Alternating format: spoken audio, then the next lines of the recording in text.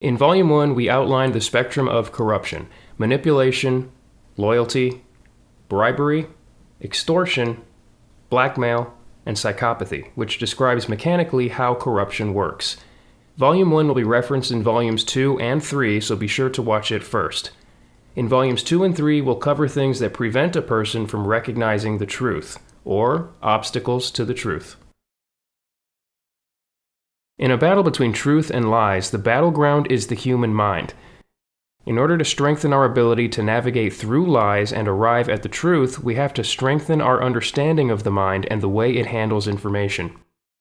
Human consciousness is a huge and complex subject that is approached differently by different schools of thought, but for our purposes, we'll narrow our focus to a few key components: a triad of cognition, language, and perspective, each of which influences the other two. Cognition, in the simplest sense, is human thought. Language is an intellectual tool of communication that also gives us units of meaning. Perspective is a mental sense of vantage point, or point of view. Let's break these down further. Unfortunately, human cognition is not perfect and is vulnerable to all sorts of influence.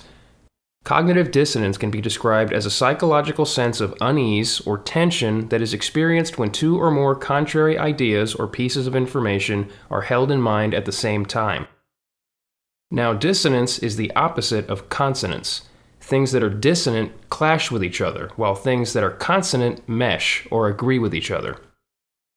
A simple analogy can be found in music. Musical notes that work together are consonant, and this is how harmony is formed.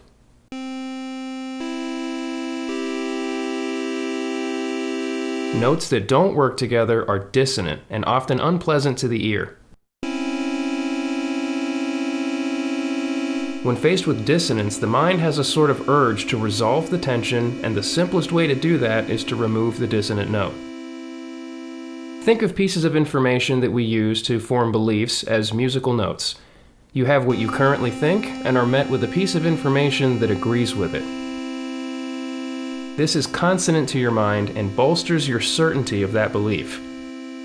But then, here comes a piece of information that contradicts the belief, leaving you in an uncomfortable state of dissonance. So you either reject the information or find some way to shift it or reinterpret it into something consonant. In the simplest terms, cognitive biases are tendencies or inclinations in human thought where a person's thinking is biased in one way or another that is not truly logical. By default, the mind wants to take the path of least resistance, and since cognitive dissonance is a source of tension, it propels us toward bias. Let this ball represent a person's cognition, and the line represents thought process. Now we're going to add a factor: gravity. When the ball reaches the intersection, it can either move upward, embracing the challenge of uncertainty and enabling the formation of a new belief, or it can move down, taking the path of least resistance. This gravity is cognitive bias. Researchers have identified several inborn cognitive biases, but here are just two examples. Confirmation bias is the tendency to seek out and interpret information in a way that confirms our existing beliefs. The mind craves certainty and avoids that which is dissonant in favor of that which is consonant. It functions like a default, subconscious assumption that your current beliefs are probably correct and anything contrary is probably not. Cognition is also biased toward things that are more readily available in memory, or things that are already familiar to the mind. It's easier for the mind to think that it's looking at another instance of something it already understands than to develop a new piece of understanding.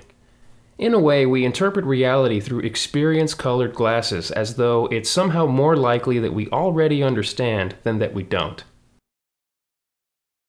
Last but not least, cognition can be heavily influenced by emotion. Language is made up of words, and words are units of meaning. Language is like a mesh of invisible lines that divides our raw human experience into distinct components so that we can identify and differentiate between this and that, here and there, then and now, up and down, and so on. Because words are units of meaning, we can easily confuse them for being a source of meaning, as though words are the building blocks of thoughts, as though our thoughts are merely a selection of the right words in the right sequence. However, human thought gave rise to human language, not the other way around. Words are just symbols that represent or describe real-life things in an abstract, hypothetical way. As we covered in Volume 1, a person is hypothetical. The person is real. The symbol represents the real thing. It does not define the real thing. Words and numbers have a key similarity and a key difference. Both are symbols that represent values and are strung together so that they can be computed. With words, we create statements, questions, etc. With numbers, we create expressions and equations. The key difference is that the values of numbers are concretely defined while the meanings of words are not. Math is exact while language is fluid. Let's look at an equation. 2 plus 3 equals 5. As long as 2 is this and 3 is this, 2 plus 3 will always equal this, which is known as 5. But what if you redefine 3 as this? Then the conclusion would be false. This way of reassigning value is something that words are susceptible to, especially considering that words can already mean different things in different contexts and can evolve over time. It's almost like words are crowd surfing on our collective consciousness. This is why it's helpful to think of words like algebraic variables. In algebra, equations can be qualified by specifying the way the variables are defined. We say, where x equals 2, y equals 5. It's just like saying if. If x equals 2, then y equals 5. In the context of language, just like in algebra, whether or not a given statement is true is totally dependent on the definitions of the words, or variables, that are used. When we use variables to build our thoughts can be manipulated through the manipulation of those variables if we don't keep track of how they're being defined. As an example, many words and phrases carry connotations, which are cultural or emotional associations, generally positive or negative. These connotations are invoked when the words and phrases are used, creating a subtle secondary layer of meaning which can steer our interpretation of the message. With all of this combined, language has the power to cage the mind. Or, more appropriately, the mind can cage itself with language without realizing that the cage is imaginary. Language is both a powerful tool and a crutch. Failure to recognize language for what it is and use it wisely will lead us astray. Between cognition, language, and perspective, language is the only one that can truly enter our minds from the outside because it's the only one that is transmissible. Perspective is the most complex part of the triad and can be broken down into multiple levels that correspond with the 5 W's: who, what, where, when, and why. 3-dimensional perspective is a sense of objects in 3D space: who, what, where. 4-dimensional perspective is a sense of objects in 3D space over time. Time gives us a sense of motion, or sequence. Who did what, where, and when? What was the sequence of events? The 4th dimension is the axis of time. 5-dimensional perspective is a sense of objects in 3D space over time alongside the human element, which encompasses internal mental factors like the awareness, motive, feelings, etc. of the persons involved. Why did who do what, where, and when?